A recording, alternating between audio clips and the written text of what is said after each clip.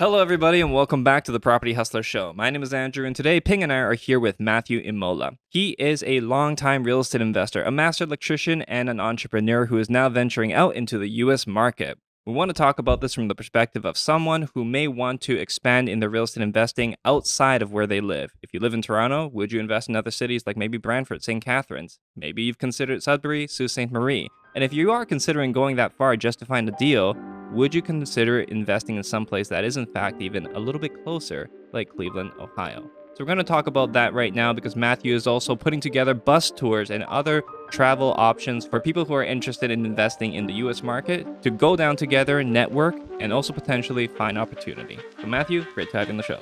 Hey, thanks for having me on, guys. Did you notice that you had an entrepreneurial mindset before? Or is this something like something recent that really kicks in, or this is something that you already find yourself? Okay, the reason why I ask that is because for a lot of people who don't know about you, is I see how your mindset is a little bit different, right? Compared to a lot of like people who are in trades, right? A lot of people, they are pretty content with having a job, right? Making a pretty decent salary. Outside of the work, they try not to think about too much about it, too much about like how to build their wealth and all that stuff. hmm You literally try to really improve yourself, learn a financial education, invest in Brantford market, right? Test out a couple different projects. After that, you started looking to Ohio, and the most recent event is really interesting. You actually came to us and Yeah. you say, why don't we figure something out where we can start introducing people or taking Canadian investors down to Ohio, and let's arrange a bus tour, hmm right? And I thought that was a really great idea. You came to me, and then right away we clicked. We're like, okay, let's try something together. Yeah. Walk me through why that idea even popped in your head. I was having a lot of conversations with guys on my crew about Ohio and Cleveland, and one guy literally started laughing. He's like, "That place is a dump." I was like, "Okay." Yeah. And I thought to myself, I was like, if I could just show this guy what it's actually like, maybe I could get him to change his tune. So it was a Friday night hanging out with my girlfriend. I was like, "Hey, I have this idea where I can actually just bring a busload of people down and show them what it's all about." It's like, "Yeah, Matt, that's not a bad idea." Okay. I knew who you were, reached out to you right away. And what was it, like 2 months later, not even like 6 weeks later, we had our first tour and we Right. sold it out. Yeah. So the demand is there. People want to see it. Did people from your work come? Not one. Not one. See, 'cause as you're saying that, and I want to be honest, and for anybody listening, this part is a bit of a struggle. We talked about people who are in the trades, and we talked Yeah. about setting up a bus tour. And yes, if you can show them. When I was first investing in Hamilton, like 2006 or in and around there, everybody around me said the exact same thing. Why Yeah. would I go there? It's a dump. Yeah. And we talked about Right. Cleveland, Ohio, the way that we see it today, and we're just like, yeah, this is like Hamilton 10, 15 years ago. Yeah, Right? absolutely. It's literally like going into the past. So Yeah, we you feel almost the correlation. yeah. And so if you go into another market and you can see that's a little bit behind, you kind of have an idea of where it's going, especially if it has the same similar bones and similar infrastructure. Mhm. And to be honest, it's actually better over there, in my opinion, than Hamilton was. Right? It doesn't have as Yeah. many limiting issues. I think it's definitely a game changer if people are able to actually go and see what's going on, because it becomes a no-brainer Yeah. when they go and look at it and when you go and look at things. Absolutely. It's like that age-old expression, don't judge a book by its cover, right? What have you seen? Maybe a couple pictures online? Yeah. You've never been there? All right. Well, come on down, check it out, see what the houses are actually like, see what you would actually be buying. And when I can show you guys a duplex for $186,000, find me one anywhere in Canada. Yeah. Find me one anywhere. Well, people will have certain concerns. Like, number one concern is, I'm Canadian. Can I even buy a property in the US? Right. Right? And obviously you can. I mean, we know we hear about Canadians all the time buying properties in Florida, buying properties in Texas. Like, why do you think? Do you think there's absolutely no way? But then they think maybe it's too complicated. But it's not that complicated. You can do it. Yeah. But then financing, is financing an issue as far as you understand it? There's something called a DSCR loan, debt Mhm. service coverage ratio, right? They actually have one set up for foreign nationals with most lenders, Mhm. which means, guys, Australian, Canadian, and wherever you're from, you can qualify for this just based off of the debt service coverage ratio, right? It's significantly easier to get approved in the States than it is up here. Perfect, Yeah. right? Yeah. So there's that, and then there's other concerns that people have, like, okay, well, especially if you're a hands-on person. I want to be able to go and touch the property. A lot of people, when we tell them that, a place like Cleveland, it's only like 4 or 5 hours away. And Yeah. you see some landlords, they drive like 5, 6 hours away to another property Right. in Canada, Right. right? And it's an expensive property still. Yeah. What's the difference between driving up to Sudbury from Toronto or driving down to Cleveland from Toronto? Yeah, I think it's crazy to begin with, but people do it. Yeah. So, why wouldn't you go Yeah. down to Cleveland? Yeah. The And- other thing is, guys, FaceTime and video chat.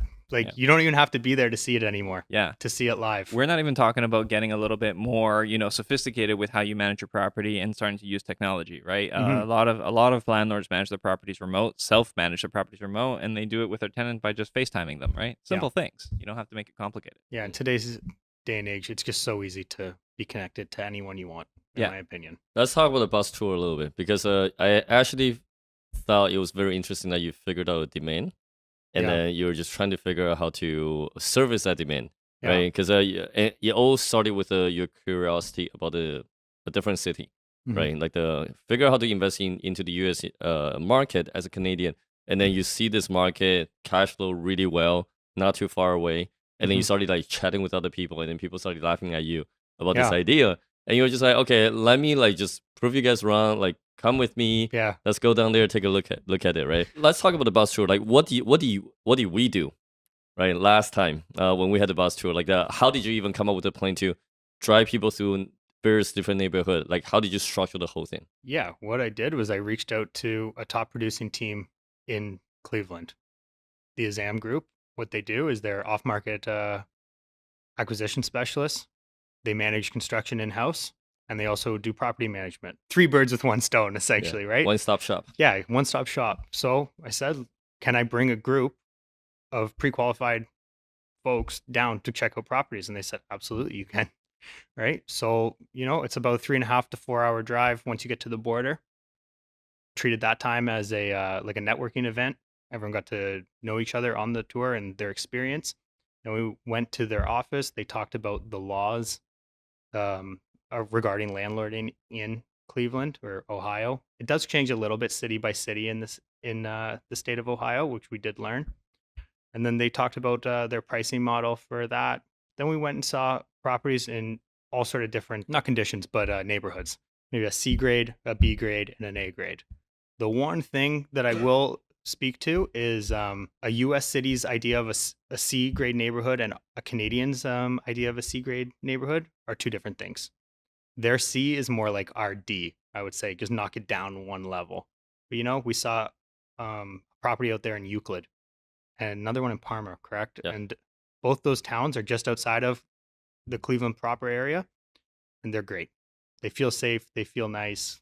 The lawns are well kept, things like that. And what class did you say they considered that over there? B plus, right? B Yeah, plus, B+. yeah. It's very interesting. As we're like taking the bus down there, right? We make the turn. Everybody could feel like, okay, now we're getting into like B class neighborhood. Oh, now we're getting into a C class neighborhood. Yes, absolutely. It's a very definitive line Yeah. down there, and you definitely have to look at it as a sort of block by block basis Yeah. when you're checking out properties, in my opinion. What was the biggest, I guess, shocking moment for you to feel like, okay, this part, like, I definitely need to like go there, take a look at it, or I definitely need to like, let's say, be part of the right group, right, to Mhm. learn about the market, because I think we're already very familiar with the differences between Canadian market, even in Brantford versus Toronto, but the difference between Canadian market versus the US market is just so the gap is pretty big.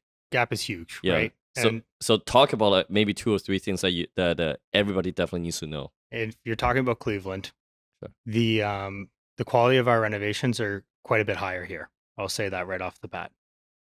To say the tenant screening process seems a little bit different as well. And you don't collect first and last months. You collect first and a security deposit, which we're not allowed to do here.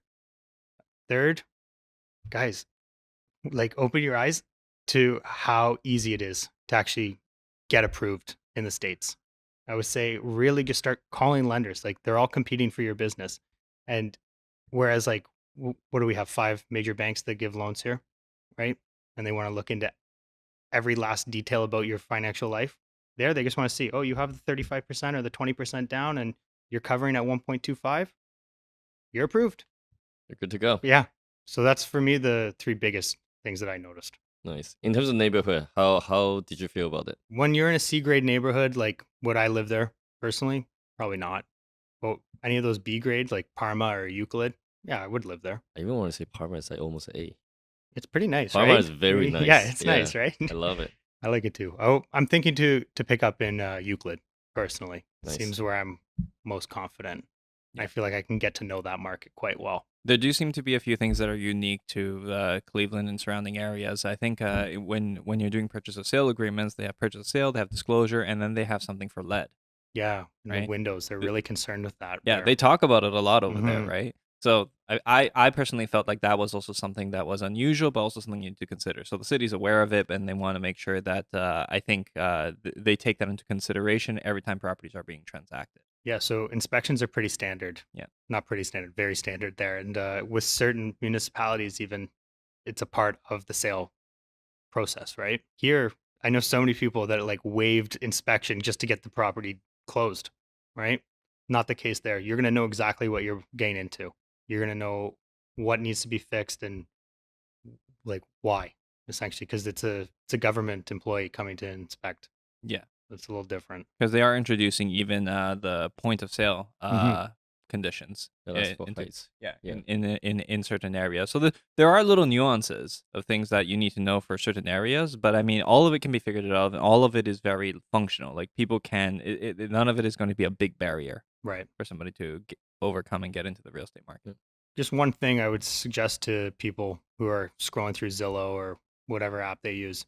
If you see a property listed at 45,000, there's a reason, Mhm. right? Definitely suggest avoiding those. Like I know we're talking about, barrier to entry, but I really wouldn't suggest going south of 150K. Yeah. I think that's a good, comfortable spot, and most people can get into the market at that price point. 150K, what condition? Are we talking about fixer uppers buying at 150K, or are you talking about Sure, just you can find ready? a 150K fixer upper. That's going to be a nice property when you're done. You can find turnkey for 150 down there, Yeah. right? So So have you ever considered about not having any appreciation? what's appreciation when you have guaranteed cash flow is kind of my opinion on it. Yeah, because that's what a lot of people's concerned about investing in a place like Cleveland, right? It's just like, what happens if there's no appreciation? What Yeah. happens if you wait for 5 years and the appreciation is only, let's say, 20, 30, 40K? We as Canadians, especially from the GTHA, are so used to seeing egregious appreciation. There, you are still going to find 2 or 3% appreciation, which I consider very healthy. Yeah, but you're not finding that cash flow here, guys. Like to cash flow $1,000 a month off a duplex here, it's quite literally impossible. I'll take the 12 grand a year in cash flow, US, bring it back, and call that my appreciation. Yeah, these are things that people are looking at where it's just very straightforward. This isn't even considering some of the other things that people consider over there, like the government guarantee rent programs, for example, that some people leverage, but I think they only leverage those in specific areas, and only certain properties qualify for it. Yeah. But the point is that even the American economy is so much more mature. You have so many more products to offer consumers, and anything that you might think of. You might think you're being creative, but they already have a product for that exact thing you're thinking about. Everybody's already thought of it down there, right? Yeah. And they've already used it. There's so many different ways. And you know what we should talk about is the softwares that are available Oh, yeah. for American real estate investors. Data is Yeah, very data. transparent. Yeah. Everything is for sale in the States, guys. Right? Like you want to find out anything, you can. PropStream is a godsend Yeah. piece of software for any real estate investors, I would say. Yeah, absolutely. One of the things that we found out as we started to get into the American market was just how easy it is to find ownership information. You can pay for it, or you can do it manually and just track it down. I mean, you can literally go into Google Maps, find a property, and be able to search the records, find the tax roll, find the property owner's name, and then try to find that person's either Instagram, Facebook, or even their phone number. Yeah, right. You can absolutely. communicate with them. It's pretty easy. Yeah, like people doing sub 2 deals just by calling the tax office. Yeah. How long did that really take? Now they're just down to cold calling, right? I mean, I'm sure that takes a while. I'm sure that takes a while. Yeah, but compared to here, I just feel like they're 10 times faster than us to do anything. Even the information, right, that you're able to get from just platforms like Zillow, Redfin, if you want to look at like transaction history, how many times it's been listed. I mean, when that came out here through apps like House Sigma. House Sigma, Mhm. right? When the House Sigma came out, everybody's like, this is a game changer. Yeah. And that's been out there in the States for like ages. Yeah. Right? And it's like abundance of information. So if you ever look at a property and you're not feeling too confident about the numbers, Mhm. you have it all available to you at your fingertips. You can crunch them, you can evaluate, you can look at comparables, you can search by region, zone, and it's very easy to use. Like you see some people, there's kids online using this stuff, Yeah. right? And they're Right. crunching numbers, figuring out deals, Yeah. right? We have no excuse. And there you go, trades guys. If a 14-year-old can figure out how to do that, Yeah. so could you. Yeah. Yeah. I wanted to talk a little bit more on the bus tour, the structure, right? And what can people expect on the next one? For the next tour, I'm planning to go with about 20 folks. We're going to head down there. You're going to see properties in different conditions as well as different neighborhoods. We're also going to be checking out larger scale properties for people who are more serious. Something like a 20-unit apartment building. What's cool about a 20-unit apartment building down there in Cleveland, and I say the word only, it's only like $1 million down there. Yeah. Whereas we're used to spending, what, $750 for a duplex up here, right? Like Single family home. yeah, single family, exactly. So yeah, we're going to be checking out single family homes. We're going to be checking out small multifamilies, 2, 3, 4 units, and then we're also going to be checking out large scale apartment buildings. What we'll definitely be focusing on while we're there is the different type of neighborhood and seeing what you're comfortable with. We'll also be talking about the Section 8 program. Andrew, you were talking a little bit about that, these guaranteed rent programs where the government will actually pay you more than market rent. They pay, I think, up to 80% of the rent, and then the renter is on the hook for the last 20%. That's great. Like, I know we have ODSP here, but it still works a little bit differently. So we're going to be talking about that as well and talking about off-market acquisition. I think the main thing is really for people to get a feel of the neighborhood over there, right? Because imagine if we spend all the time, like the effort, Mhm. and really made the mental adjustment to invest into the US market, and we end up landing a deal in C-class neighborhood. Yep. That can be bad, right? So Absolutely. yeah, so that's why like one of the main purposes of the bus tour is to really get a feel of the city. Mhm. Make sure that we don't accidentally step into the wrong neighborhood. Make sure that we're within like class A and B, Mhm. so that there's a future appreciation. As the migration going into certain area in Cleveland, Yeah. the certain area is still like growing pretty fast, right? And also, by the way, the one thing that I think a lot of audience should also understand is that it's not just manufacturing over there. No. Their leading industry is healthcare. Yes. That's why we talk about like it's very comparable to Hamilton, because Hamilton 10, 15 years ago, Yeah. that was the direction that's heading towards, right? And now Cleveland is like Cleveland Clinic is the number one employer, right, Yes. over there, over anything else. So that's why it's really interesting to actually go down there, meet with the team, the local team, just get a feel of it, so that it'll increase the confidence of the new market that a lot of Canadian investors will want to invest. Most of the feedback from all of the people from a bus tour, they literally say it's not as bad as we thought. Yeah. They're all impressed, right? Another big industry that doesn't really get talked about in Cleveland is tourism and entertainment. They have 3 major pro sports teams. Oh yeah. Oh yeah. They have the Rock and Roll Hall of Fame, and apparently their aquarium there is like next level. So people are traveling to Cleveland just for that. Interesting. Right. Yeah. You also get a feeling of that as you drive through. Like when you go through the downtown area, you can really tell that this place has enough infrastructure to handle way more. Yes. Way more. Absolutely. Like you can really grow into this city. It's actually a growing area, which is really cool. The one thing that is different about there versus like what we might see here is that the population is quite large, spread over also a large area. I think Absolutely. Cleveland's the city doesn't have that many people. I can't remember exactly what it was, but I remember 300,000 or yeah, so. exactly. Yeah, it was Yeah. surprisingly low, but let's just say the Greater. greater Cleveland area and Yeah. the surrounding areas that covers like it's 2 like million people. yeah, Yeah. it's Yeah. quite a lot. So there you go, 2 million people. Yeah, that's They why all it's need somewhere to live. exactly. But that's why it's really important to actually select the right area, right? If you accidentally step into C-class neighborhood, the chances of recovering from that can take a while. So if you're looking at the map of Cleveland, it seems like from east to west along the lake, it's pretty good. You'll see like University Circle or the Cleveland Clinic. Those areas seem pretty good too. But in and around like the downtown Cleveland area, I would definitely suggest avoiding that, Mhm. especially if you're going to be like a first-time investor. First of all, you should just go and check it out, Yeah. right? That'll back up what I'm saying here. But one of the people on the tour compared Cleveland to a donut. He said, stay away from the center and Yeah. and go around the edges. And I was Yeah, like, yeah. that's actually a pretty valid piece of advice. Yeah. Yeah. Pretty accurate. Yeah. Yeah. Actually, it's funny you say that because I think that's what people said about Hamilton too. That's almost exactly the same. Yeah. There you go. Right. Ancaster downtown. Seriously. Big Yeah. difference. Yeah. Right. Oh yeah, huge, huge. So when is the next bus tour? We're looking into mid-July for our next tour. We're going to be taking down about 20 folks. Amazing. It's going to be a great day. Get your ticket and see what you could possibly be missing out on, Yeah, Yeah, yeah. yeah. Right? How much are we selling tickets for? Yeah. So pre-sale tickets are going for about $500. $500. How long are they going to be spending? You're looking at a 12-hour day. You got a 3-hour drive in, 3-hour drive back. The rest of the time, we're going to be checking out properties, talking to local professionals, people who grew up there and know the properties and know the areas. We're going to stop for a quick bite.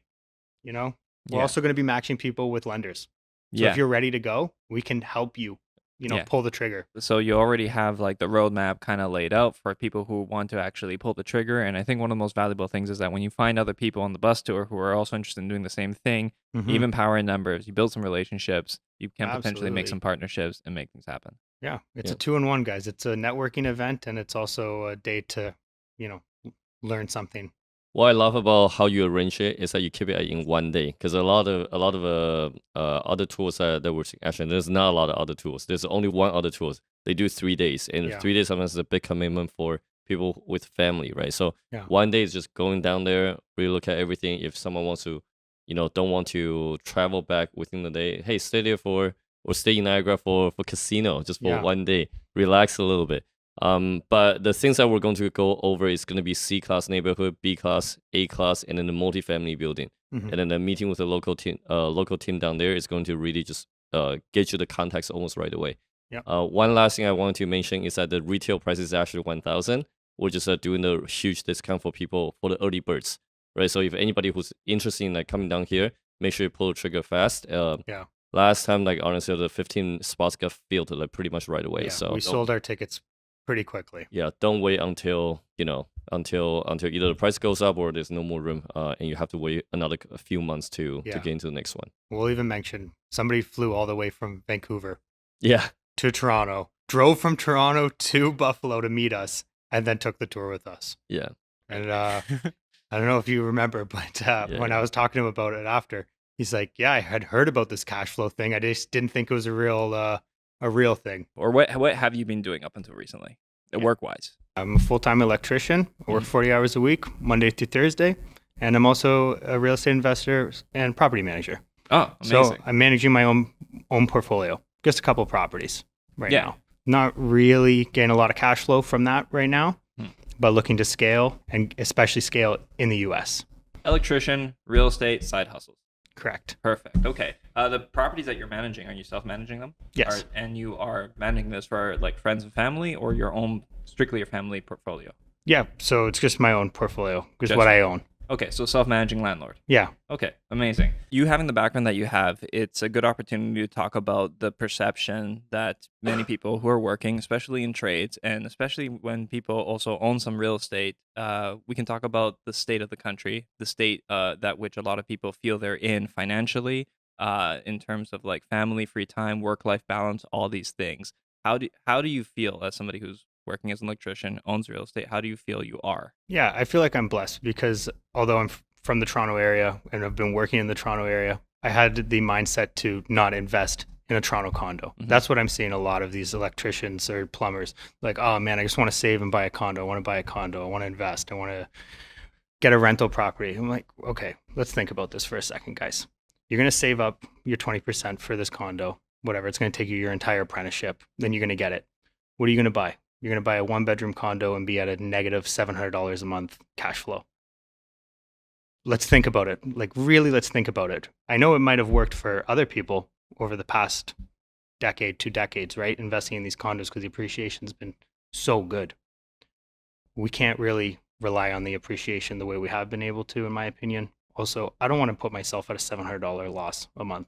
I'd like to take that $700 and put it into, something fun or like a wise investment, something along those lines. Hearing the guys talk about this on sites, what I'm hearing a lot of is they're so preconditioned to not look outside of where they're actually from. You need to do a better job of educating these guys that there's so much more opportunity if you just go outside of your comfort zone, right? Like, just take the drive to Ohio and you'll see, oh, it's actually just a nice little blue collar sort of town. It's got sports, it's got restaurants, it's got everything you need there. Why wouldn't you want to do something like that? Well, because you don't think you're going to get 15% appreciation every year. Okay, well, could you handle $1,000 a month in cash flow and maybe 2 or 3% in appreciation? So I think it's just all like kind of a mindset thing right now for all these blue collar guys that I work with. Matt, I want to ask you a question. As an electrician, as a person who's in trades, it is a lot of times when people think about real estate investing, alongside with their skill set, a lot of people will figure out, well, at least we'll try to come to a conclusion that I want to kind of do the investing and the business all together, which means like flipping the houses and all that stuff. Is that something? Does that ever come to your mind, or? Yeah. And I can't even tell you how many times I've heard people on my team even say, oh, I just want to get into flipping houses. Mm. And then I say, well, what's stopping you? Well, I don't have the money for it. Okay. What markets are you looking at? GTA. No kidding. You don't have the money for it. It's really hard to do that by yourself. Right. Is it possible? Yeah. You as a electrician, plumber, any sort of trades guy, you have such an unfair advantage when it comes to investing in real estate, in my opinion, because when it comes to the renovations, you know exactly what you're looking for. You know when a contractor is trying to pull the wool over your eyes. You're going to be able to identify actual issues and upselling from your contractor, right? I think you should at least consider investing in real estate if you are a tradesperson. I think it's a very real hack, a wealth hack, especially for blue collar guys. I'm interested to know what you think is the one, or what are some of the limiting beliefs that come into this? Like, what is it that's preventing some of these people from taking that leap? Because, for example, you do see a lot of like husband and wife contractor, and then somebody who the wife is in like a white collar position who will partner up, and then they'll go and do like house flipping, right? And the wife qualifies for the mortgage, the Yeah. husband kind of like does the trades, and you see that as a common pair. But if somebody is in the trades independently, maybe there's a stay-at-home mother. What do you think is preventing them from even exploring outside their comfort zone? Yeah, stubbornness, man. Like, what else could it be, really? Like, you have all the information you need at your fingertips if you have a phone. Just start Googling and learning. You don't feel comfortable doing it on your own? Okay, seek out mentorship. Seek out the right mentor, though, of course. But I would say look into mentorship. Your biggest enemy is often yourself, at least in my case over the past 5-6 years. You need to conquer that sort of mental barrier. This is just for rich people. I can't get into real estate because I don't have $200,000 in cash right now. Okay, do you know somebody who does? Do you have access to refinancing maybe your personal property? Do you have a big line of credit? There's options. You as the tradesperson, for instance, if we're still talking about them, like, you have the whole skill set to do the job, or you know people who can get this job done. Why not go out and find somebody with that money to work with you? Well, you also said a very important word there where you described other people as rich people, right? And I feel that sometimes in the trades, a lot of people will just look at other guys who have the white collar jobs and maybe are like pulling credit, they're financially leveraging, and they say, oh yeah, rich people, right? And it's almost like they view them as a different class of people, right? We are not of that, white collar wealthy class. And instead, and when you have that disposition, how do you even begin to consider a partnership? Up your financial literacy. One, you got to come across as somebody who knows what they're talking about if you want somebody to trust you. Stop thinking that you're lesser than just because you wear a tool belt to work. This is something that I have personally struggled with when I first started and have seen so many young people struggle with that themselves. You are a highly trained individual who does a great job every day. So go out and show that to everyone, right? Like, it's so sad seeing that every day. What's the turning point for you though to start really looking into real estate and start overcoming that mental barrier about, hey, listen, like maybe me as in trades, I can actually do this as a side hustle, and then try to figure out how to leverage credit and capital from other people. I remember the exact conversation. I was in the shop with my boss. I'll shout him out, Tony, at about 5:50 in the morning, and we were talking about investing in real estate. He was pretty heavy into it, but he owned the electrical contracting company I worked for. And he said to me, he's like, I'm going to tell you something. The house I live in is not paid for by this company. It's paid for by my rental properties. After that, I knew I had to start getting into it because it was the biggest house I've ever seen. I just went hard, YouTube, podcasts, books, learning every day. Within a year, just under a year, I bought my first duplex out in Brantford. When So was that? that was about 4.5 years ago now. 2020, 2019. Yes, correct. And how far out of your comfort zone did you feel doing that? I felt so confident buying my first one, to be honest with you. I felt like I had learned as much as I possibly needed to at least get into my first one at that time. Yeah. Yeah. The partner I bought it with, my friend Chad, he's working as an engineer. Good income when we combined. We had the same goal at the time. Like I said, we just jumped into it every day. Once a week, we were calling each other to talk about podcasts and stuff like that we'd listen to mutually. Wow. Nice. Yeah. So we really did make sure we knew what we were doing before we got into it, because that's the other thing. You hear about people who buy a property, rent it out, and then it's almost like they're shooting themselves in the foot. They take on the wrong tenant. They assume a terrible tenant. The building's falling apart, but they got it for a steal, but they have no idea about contracting or renovating homes. So, education is key. We actually went to a conference and then we met with this guy, Pace Morby. He's super big on social media. He's a construction guy, and then he literally say, "Hey, listen, like someone actually told him that the fact that you're in construction, you already kind of figured out the hardest part about real estate, right?" And then that was like his wake up call. Was just okay, wow, I didn't know that this is the hardest part.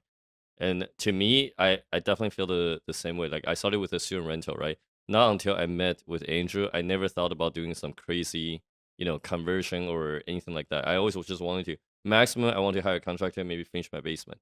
That's about it. Yeah, no, construction to a lot of people is a biggest bottleneck, to be honest. It also depends on the environment. Like we know that in Canada, there's a shortage of blue collar workers. There's a shortage of people who are willing to do the work with their hands, and also because of that, it becomes extremely expensive. So knowing how to control the cost, knowing what needs to be done, making sure even the simple things, making sure you're not getting hosed on prices when it comes to this stuff is a big deal. But a lot of people who are working the trades, the part that's completely foreign to them that they think is hard is how to qualify for a mortgage, right? How to, like, even a lot of guys who don't do their taxes properly, right? Even like just how not to over leverage yourself such that a bank will disqualify you, like they start picking up car loans or what this means. So you mentioned it. Financial literacy is extremely important.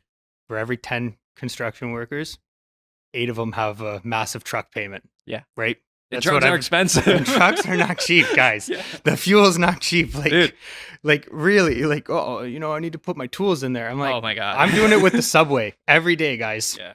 Like, come on. Yeah. Especially the union guys where the company provides you most of the tools. Yeah. And also minivan's better. Yeah, it is. Yeah. It is. That is a mobile shop. I'm a huge advocate of that. My brother and I, because we started in the trades, we're going to tangent off slightly, but because we started off in the trades, we have relatives who drive trucks, big trucks, and they always ask us if we can carry stuff for them with our minivans. Yeah, exactly. They don't carry anything in their truck. Protects from the elements. Like, it's like a locker. I don't know. You don't have to close it at the end of the day. Like, I understand, only if you're hauling around a trailer, but then try parking somewhere in Toronto.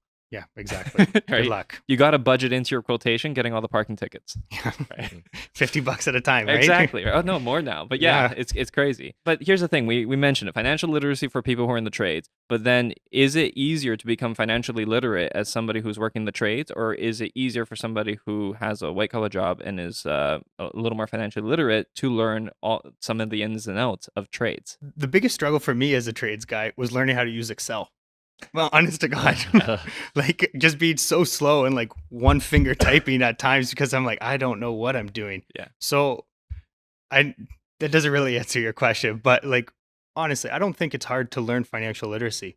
Pick up the book, Rich Dad, Poor Dad, read it and tell me you don't want to continue to learn about this sort of stuff. It really is like a gateway drug for people who want to become financially literate.